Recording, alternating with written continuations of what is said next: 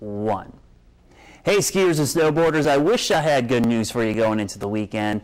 We kind of gave you the heads up on Tuesday that we were in store for the January thaw, and tonight I'm watching the radar and it's all green. There is no snow out there, and the rain is all the way up into the Midwest. So this is the whole eastern half of the country that's being impacted by this mild weather. There's a little bit of a wedge trying to build in across Virginia into North Carolina, but it's not cold enough to produce any wintry weather. As we go through the next 24 to 72 hours or so, we're going to see a lot of warmth come up into the southeast, and on top of that, we're getting a lot of rain on a lot of these slopes. So we're going to do some melting this weekend.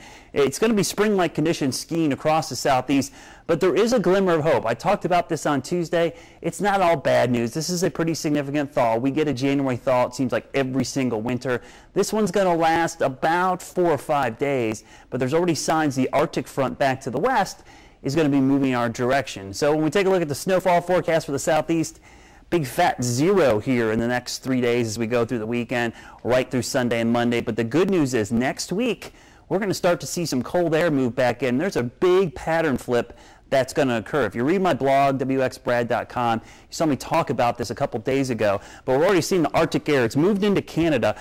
This kind of, I guess, bluish purple color is below 0, 20, 30 degrees below 0. This is a European model, very reliable model. Again, this is still 7 days out, but we've got a lot of factors coming together that shows this Arctic air moving into the eastern half of the country. So next Saturday, look at the southeast. Those are high temperatures in the teens and 20s up and down the spine of the Appalachian Mountains. So we're looking at some pretty significant cold air, and there may be a little natural snow mixed in on top of that. So there's good news here as we go into next weekend. The bad news, here it is for this weekend. If you're heading to any resorts in Virginia, West Virginia, Maryland, cloudy, mild, heavy rain through the weekend, all the way through Monday. And yeah, high temperatures in the 60s, maybe a little cooler at the top, maybe in the 40s or 50s, but it's all going to be above freezing 24/7 through the weekend. Down into North Carolina, we're looking at some mild weather as well. Scattered rain showers, lots of melting, and temperatures 60s and 40s. Now, there's still snow on the slopes. They're pretty deep. They did a great job at all the resorts,